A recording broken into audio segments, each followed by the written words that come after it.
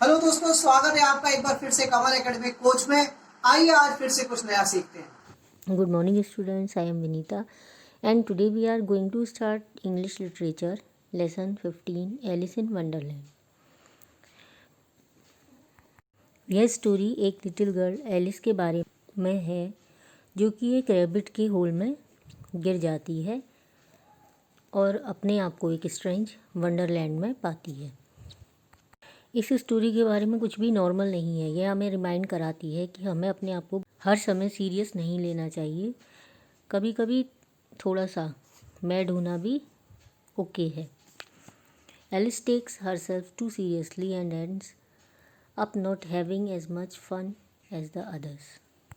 Alice अपने आप को बहुत अधिक सीरियस लेती थी, इसलिए वह दूसरों की तरह से हर समय फ़न नहीं कर पाती थी। एक बार एलिस वंडरलैंड में इधर से उधर घूम रही थी और खो गई थी और कंफ्यूज थी कि अब उसे कहाँ जाना चाहिए। तभी उसे एक पास के पेड़ में चेशायर कैट बैठी हुई दिखाई देती है, जो ब्रांचेज में क्वाइटली बैठी हुई थी। वह उसे देखती है और उससे पूछती है, क्या तुम मेरी हेल्प कर सकती हो कि मुझे कहाँ जाना चाहिए। चेशायर कैट एलिस को मार्च हेयर के घर की ओर जाने के लिए निर्देशित करता है और वह गायब हो जाता है, लेकिन उसकी मुस्कुराहट हवा में तैरते हुए पीछे छूट जाती है और एलिस को यह कहने के लिए उकसाती है कि उसने अक्सर ही एक मुस्कुराहट के बिना बिल्ली को देखा है, लेकिन कभी भी एक बिल्ली के बिना मुस्कुराहट को नहीं देखा।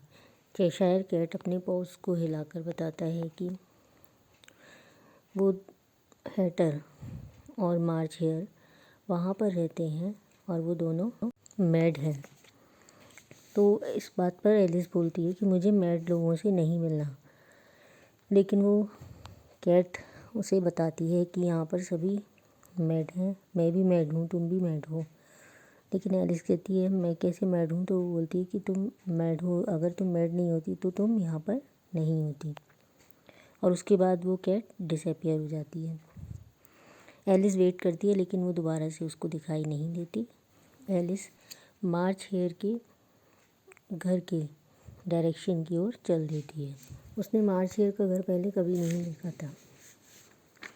जब वह वहाँ पहुँचती है तो एक अजीब सी साइट देखती है।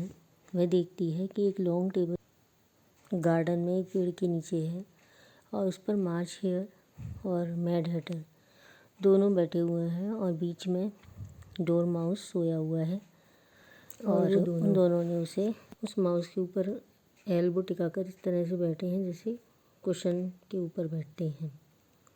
इस तरह से वह एक मिड टी पार्टी में मैड हैटर, मार्च हेयर और सोते हुए डोरमाउस के साथ अतिथि बनती है। इस कहानी की अन्य पार्ट्स में जब एलिस जिन लोगों से मिलती है वो सब पात्र उसके सामने कुछ पहेली और कहानियाँ सुनाते हैं। तो यहाँ पर भी मैड हैटर बताता है कि वे पूरे दिन चाय पीते हैं क्योंकि समय ने हमेशा के लिए शाम के 6 बजे जो चाय का समय होता है पर स्थिर होकर उनको पनिशमेंट दी है। मीन वह एलिस को बताता है कि समय ने जो उनको पनिशमेंट दी है उसके अकॉर्डिंग वे लोग शाम के 6 बजे चाय ही पीते रहते हैं।